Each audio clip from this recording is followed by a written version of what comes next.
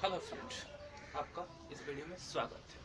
जहाँ तक हम लोग ने पहले वीडियो में लीनियर साइमल्टेनियस इक्वेशन के नेचर्स के बारे में फाइंड आउट किए थे कि किसके कितने सॉल्यूशन होंगे, किसके किस इक्वेशन के नो सॉल्यूशन, किस इक्वेशन के ओनली सॉल्यूशन और किस इक्वेशन के इन्फिनाइट नंबर ऑफ सॉल्यूशन होंगे। अगर किसी ने आपने अपनी वीडियो को नहीं देख रखा है तो पहली वीडियो को आप लोग देख लें।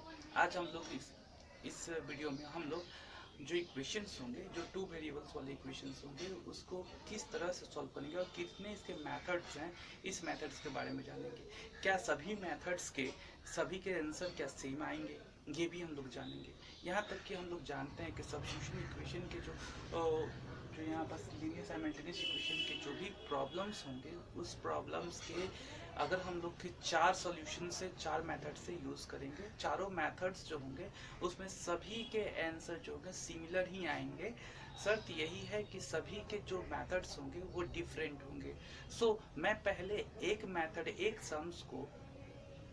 एक सम्स को मैं चारों मेथड पर दिखाऊंगा। उसके बाद जो सम्स होगा उन सब जो क्रिटिकल सम्स होंगे, जो हार्ड सम्स होंगे, मैं ट्राई करूंगा कि आपके सिलेबस के पर्सपेक्टिव से वो कंप्लीट हो जाए। तो आप लोग पूरी वीडियो को क्लियरली देखिएगा, जिससे कि आपको समझ में आए कि एक्चुअली सॉल्व जो होता है, सम्स जो होता है, सॉल्व किस तरीके से होगा, किस में किस तरह का मेथड्स के यूज़ करने पड़ेंगे। जैसे कि हम लोग जानते हैं कि लीनियर साइमल्टेनियस इक्वेशन के अंदर 4 मेथड्स होते हैं। पहला जो होता है, आपको हम बता दें पहले, एलिमिनेशन मेथड होता है। एलिमिनेशन मेथड होता है जिसको हम लोग विलोपन विधि भी बोलते हैं। मैं हिंदी भी करा रहा हूँ जानकर कि जो बच्चे जो हैं, जो हिंदी मीडियम से हैं, उनका भी कंप्लीट हो जाए इसी वीडियो के अंदर। क्योंकि अगर एक ही वीडियो को दो बार बनाऊं तो कंपैरिजन मेथड होगा यहाँ पे। इसको हम लोग बोलते हैं तुलनात्मक विधि, जिसको हम लोग खास करके कंपेयर बोलते हैं। तीसरा होता है आपका सब्स्टिट्यूशन मेथड,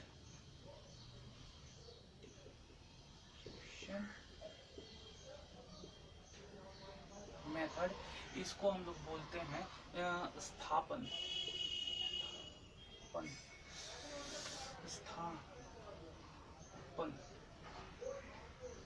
विधि,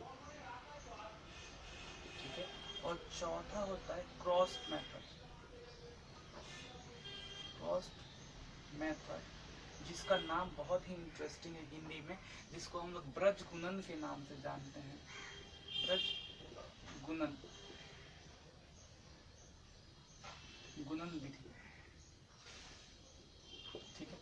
आज हम लोग इस चारों मेथड्स को नहीं पढ़ेंगे। इस वीडियो में हम लोग एक इक्वेशन को लेकर पहले 2 ही मेथड पढ़ेंगे। जो मेथड होगा आपका, वो होगा आपका सब्स्टिट्यूशन मेथड और होगा कंपैरिजन मेथड।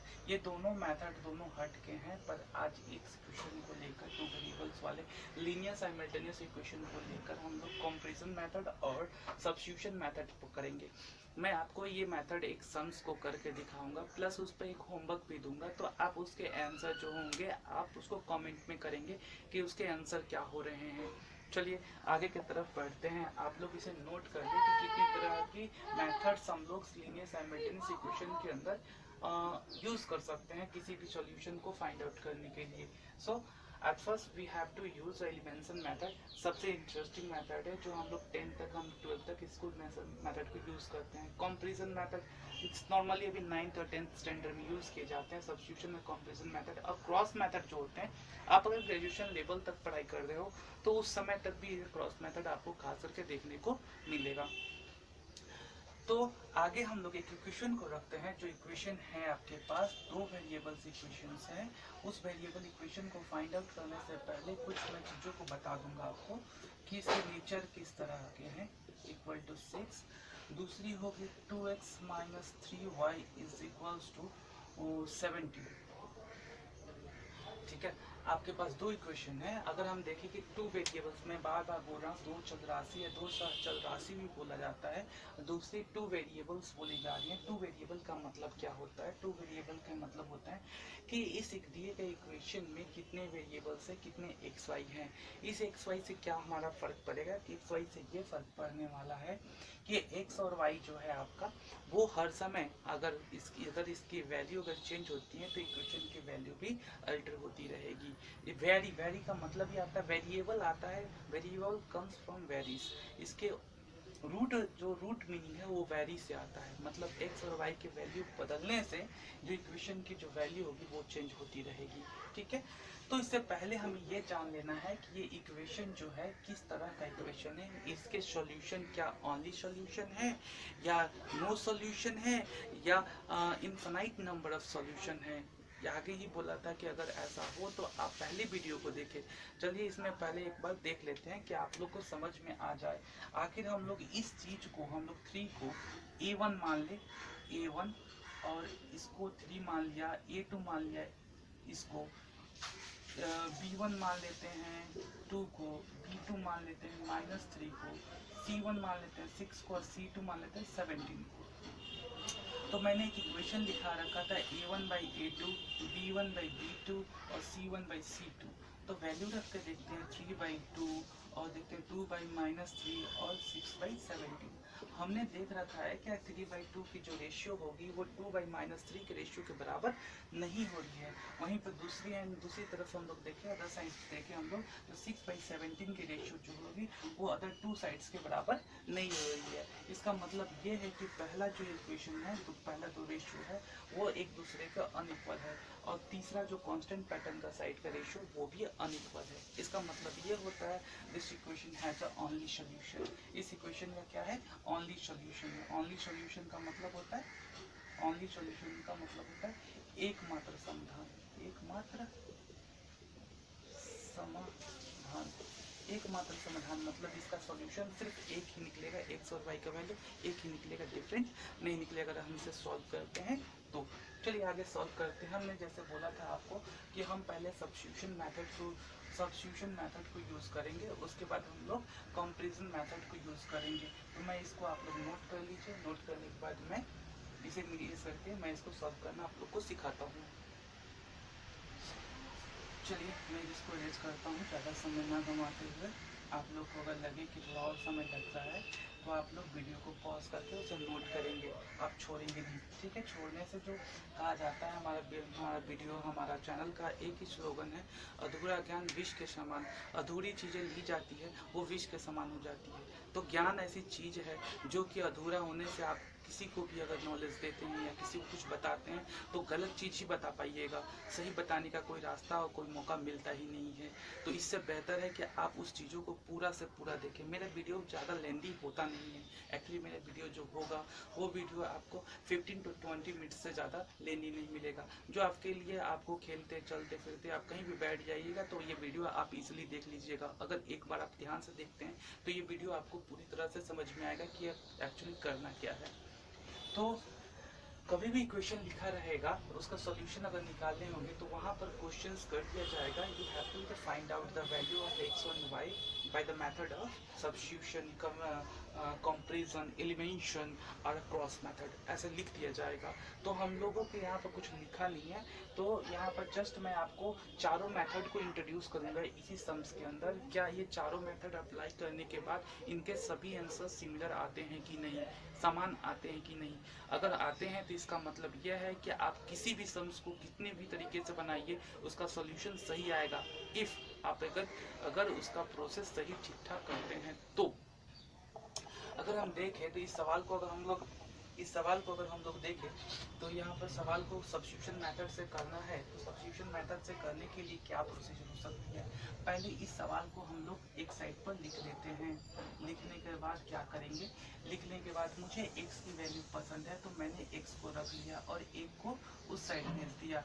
आप लोग जैसे पढ़े होंगे कि अगर प्लस वाली चीज़ें इक्वल टू के साइड में जाती है तो माइनस में कन्वर्ट हो जाती है। तो यहाँ पर क्या हो गया, आपका वैल्यू 6x - 2y/3 हो गया आपका।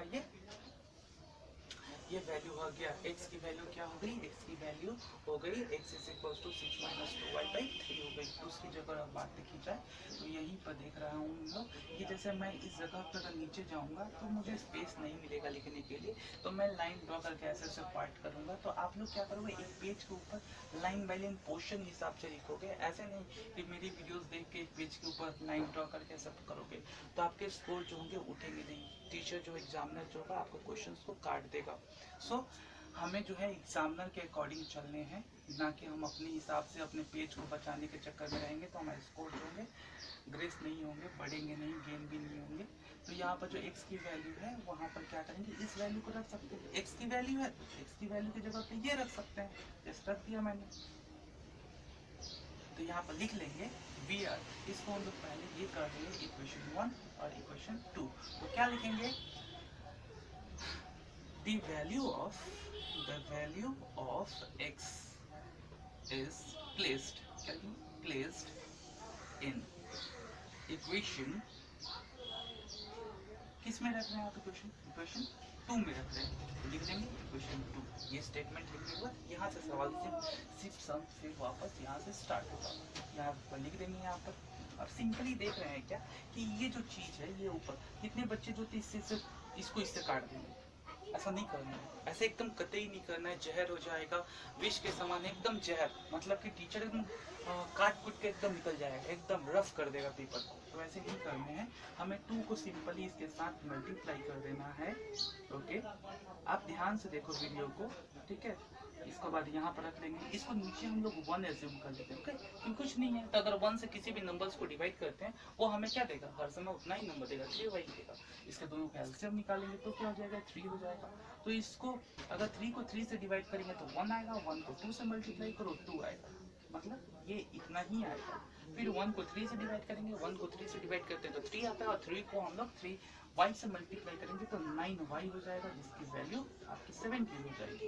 ओके, एक और तरीका हो सकता है कि मैं आपको अच्छा तरीके से समझा दूँ। देखो, ऐसा अगर सिचुएशन रहे तो इतना कॉम्प्लेक्स अगर समझ में नहीं आ रहा है, कभी कभी ऐसा होता है सिचुएशन क्या आपकी हमारी ब्रेन की एक प्रवृत्ति होती है, एक नेचर होती है कि जो आगे की तरफ बढ़ता है और पीछे की तरफ भूलते जाता है। तो हम क्या करेंगे, ये वाली चीजें इधर गुना करेंगे, इसको 2 को मल्टीप्लाई करेंगे 1 से, 2 1 सा 2, जो फंक्शन है उसी फंक्शन के थ्रू आ जाएगा। दूसरा अगर देखें तो 3 को 3y के साथ मल्टीप्लाई करें तो ये क्या हो जाएगा, 3 3 से 9, और नीचे के डिनोमिनेटर्स को मल्टीप्लाई कर दीजिए तो 3 × 1 3 हो जाता है। अब क्या करेंगे, सिंपली y के साथ मल्टीप्लाई करेंगे, सॉरी 17 को 3 के साथ मल्टीप्लाई, 6 2 जा 12 हो गया, और 2 2 4 हो गया, और ये हो गया 9y, और ये हो गया 17 3 जा 51। ठीक है, आप लोग क्या कीजिए, नंबर को एक तरफ और अल्फाबेटिकल लेके जाते हैं और नंबर को एक तरफ लेके आते हैं, तो ये कुछ इस तरीके से हो जाएगा 4y प्लस 9y, क्योंकि अगर माइनस हो जाएगा तो प्लस, ये भी माइनस हो जाएगा तो प्लस, तो ये हो जाएगा 39 इज इक्वल्स टू, ये हो जाएगा 3y 13y। तो y जो है रोटेट कर लेते हैं तो क्या हो जाएगा -39, तो y इज इक्वल्स टू -39/13। अगर इसको कट करेंगे तो 3 टाइम्स में कट जाएगा, तो y की value -3। We are putting the value of, क्या लिखेंगे, we are putting the value of कितना, we are putting the value of y equals to -3 in, इसको मान लेते हैं, इसको हम लोग इक्वेशन 3 दे देते हैं, इसको इक्वेशन 3 रिप्रेजेंट करने में कोई दिक्कत नहीं है। तो ये जो है इन लिख लेते हैं, इन y इक्वल्स टू -3 इन, इसके अंदर डालेंगे इन 3, तो x की वैल्यू क्या होगी, तो यहाँ x की वैल्यू 6 -2 -3/3, 3 2 जा 6/3, तो दैट इज 12/3 हो जाएगा 4 टाइम, तो x की वैल्यू क्या हो जाएगी, 4 हो जाएगी। देयरफॉर x की वैल्यू 4 और y की value -3। This is our equation का सॉल्यूशन। ठीक है, this is solution of this given equation. ठीक है, तो आपको अगर समझ में नहीं आया, जैसे कि मैंने बोल रखा था कि कम से कम समय में आपको करना होगा साइमल्टेनियस इक्वेशन को सॉल्व करने में, साइमल्टेनियस इक्वेशन के जो सब्स्टिट्यूशन मेथड को ही सॉल्व करने में इतने सारे समय लगते हैं। तो मैं अगले वीडियो में आपको यही सम्स को हम कंपैरिजन में करके दिखाएंगे, फिर क्रॉस और फिर आपको एलिमिनेशन मेथड में दिखाएंगे। तो अभी तक यहीं रहने देते हैं, अगले वीडियो के लिए आपको नोटिफिकेशन मिल जाएगा या मैं जल्द से जल्द बनाकर आपको दिखा दे दूंगा, जिससे कि आपको समझ में। तो आपको एक मैं होमवर्क दे देता हूँ आप लोग के लिए बेहतर, कि आप लोग इसी मेथड के ऊपर बेस करके इसी तरीके से एकदम सिमिलर, कुछ भी चेंजेस नहीं करनी है, कुछ इस तरीके से सम्स आप लोग होमवर्क के रूप में करेंगे। और क्या करेंगे आप लोग कमेंट में इसके सॉल्यूशन को भेजिएगा कि आखिर इसके कमेंट में इसके सॉल्यूशंस क्या होंगे, इसके आंसर क्या होंगे। ठीक है, सिर्फ आंसर ही काफ़ी है मेरे लिए, आप आंसर ही भेजिए। आपको समझ में आएगा तो भी आप कमेंट कीजिएगा समझ में आया, और उसको सोचा अगर समझ में आएगा तो आप डेफिनेटली है क्या एग्जाम्स को आप